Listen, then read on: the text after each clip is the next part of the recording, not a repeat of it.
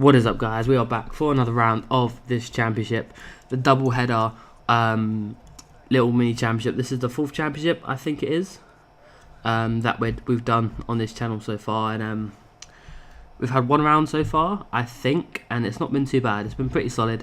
The Haas is a real difficult car to drive, especially around a track like China. The car itself is genuinely a pointy car, which obviously means it's got a lot of understeer. It's very difficult to drive, to say the least. Hopefully we won't do too bad in terms of actually getting some points in every race. But we're going to look at the grid for this Mexico Grand Prix. Sebastian Vettel actually claimed his 7th pole in championship mode, so fair play to him. He's a fair way behind Lewis Hamilton at this point, but typical top 4. You got the Red Bulls on 5th and 6th.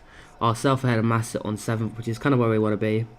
That's where we need to be to get our gold medals. But you know, we're going to continue on to do the best job we can. It's not going to be that easy, especially when we come towards the end of the season when we've got Austin.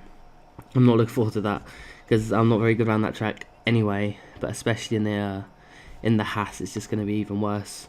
To be honest with you, but I suppose we can't really complain. We're not going to have that bad of a job. The car's not exactly slow by any means, but you never know. We're going to wait for the 5 lights. Our helmet's a bit faded. I actually realised that last time, but I didn't actually mention it. But we're going to get underway. We've got a Red Bull to our right that we're going to absolutely blitz off the start-finish line, and hopefully we're going to just manage to stay ahead of him. We've got a car coming up our rear, and it's actually going to be a Force India for Sergio Perez. So Perez absolutely doing bits for his home race. We've got a Williams trying to come up our inside. I want to say that's Stroll. We're going to try and defend from the Force India. He's going to go deep into this corner. We've got the Red Bull of Ricciardo, who did get off to a good start, who's going to go incredibly slow. We're going to go on the grass just a tad to try and avoid the Force India and the Williams if we can. Perez is going to try and go through, but we're going to try and fight off Ricciardo if we can. He's going to come back at us.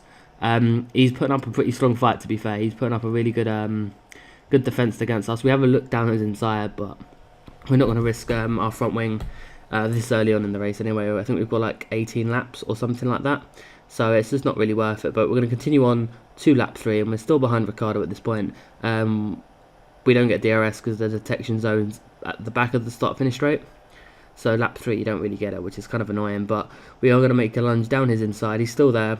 Give him some more room, just like we did last time, and he's actually going to take full advantage of that room.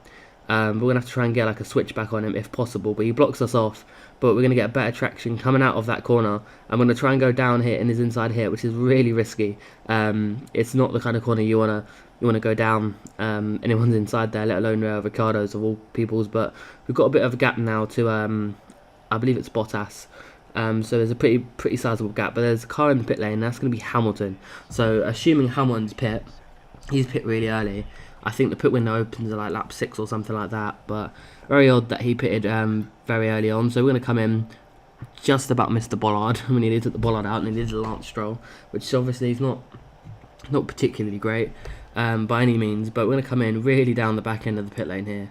Not quite as far back as Renault, but at the same time it's not really where we want to be, that close to Sauber. We're going to come out in about P18, give or take, probably about P19 after all these cars go through. So Hamilton has obviously regained a position on us, which is a bit annoying, but we might be able to catch up to him through the traffic if he does get held up. But we've got the Sauber of Pascal Wehrle. I'm going to go down his inside at the stadium section, pick off a place, and there's 3 cars in pit lane. I'm going to see where we come back out in relevance to them. I've got a feeling there's going to be a pretty big gap between us and some of the leaders, but we can only go as fast as we can. There is a car right there, and that's a Ferrari behind us. That was Sebastian Vettel. So at some point we have gained so much time, or they've been held up massively.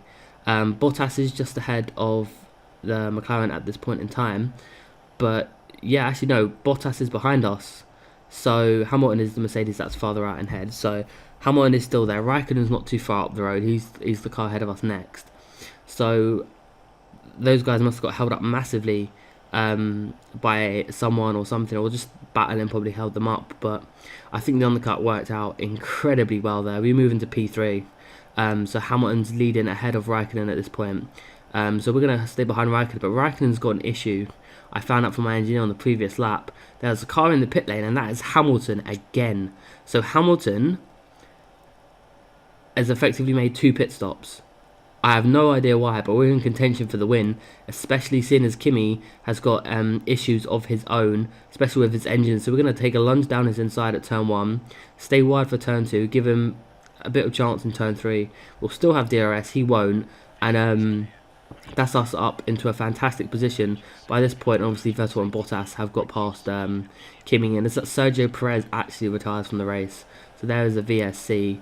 So that is unfortunate for Perez. He was having such a solid race, especially at the first half, at least, anyway.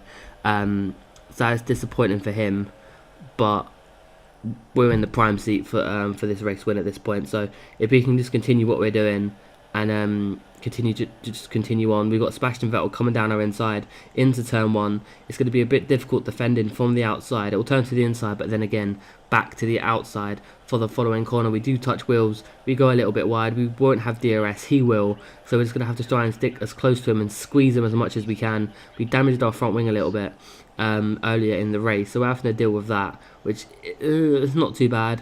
But in that corner, for example, we do struggle just a little bit. But Vettel is still down our inside, so we'll be courteous and give him enough room. But we do manage to maintain first place all the way until the final lap. So we are going to take our first win in this double header championship, and that in fact is going to be our 6th win in championship mode. So considering where we start P7, and I thought it was just going to be an average race, in all fairness. When we came out ahead of Bottas and Vettel, I was like, you know what, right? This is going to be an interesting race. And then luckily for us, Kimi had an issue, which is quite contrast compared to the first championship we did around Mexico when we was driving in the Renault. We had to let Kimi through because we had front wing damage, so I can't seem to keep my front wing intact around this racetrack. But yeah, the drivers' table is on screen now, so you can see that. Solid race, to be fair. 1 point behind Vettel in second. That's pretty solid, to be fair, as our engineer runs off to the left hand side to get away from the champagne that isn't being sprayed. But not a bad race result. But we're going to move on to the sprint race now and see what we can do from the back of the grid. Obviously, we'll have Sebastian Vettel on our left hand side and Bottas just ahead of us. And there's Hamilton. Hamilton did make it up to P4 in the end, so fair play to him. He did a pretty solid job. But we're going to get underway. And Bottas again with another shocking start. So Bottas really does need to work on his starts. We've got Hamilton, who is just ahead of Vettel at this point. We've got Kimi, who's quite a bit down the road. You've got Williams and a Red Bull scrapping out. They're going 4 wide at this point. I think 5 wide, which is absolutely crazy. But Massa does dive to the inside. We're going to try and go the long way around and hopefully get some traction. We haven't made that many positions as we're stuck behind the Toro Rosso and the McLaren. But we're going to go to the right-hand side. We're going to go 4 wide and go around the outside of Felipe Massa if possible with Verstappen to the inside. We're going to get tagged, and then we're around and we lose the tyre. It's happened again. So we're gonna have to scroll for everyone's on boards and try and find where everyone is. So we'll look at Massa's. His steering wheel's turning to the right there. So he's trying to get away from Verstappen, but he turns the wheel to the right, which obviously goes into us and spins us around into Verstappen. So Massa has just absolutely destroyed us both, and he's going to manage to have got a few positions. I think Verstappen will continue because he's only lost his front wing. He didn't lose any tyres, unlike us. But yeah, we just get tagged. Verstappen pushes us round. His car stays intact for the most part, but which is annoying because if you have to retire, the game sims the rest of the race. And from 19th place, Sebastian Vettel's won. So that's annoying. He's only going to get 10 points, luckily, off of us. However, I think the game glitched out a little bit because we was 1 point behind Sebastian Vettel going into this race, and he got 10 points for the race win. But on the point standings, he was 20 points ahead of me. 21 points ahead of me, sorry. So it makes no sense to me whatsoever. Everyone else stayed the same, apart from Vettel. So I'm not sure why, like, fastest lap doesn't count or anything like that. But yeah, as you can see on the drivers, he's now quite a few more points ahead of us, but which is absolutely rubbish in my opinion. It makes absolutely no sense whatsoever. But anyway, the next round will be more interesting. I promise you that. Yeah. Anyway, till then, guys, I'll see you later. Bye bye.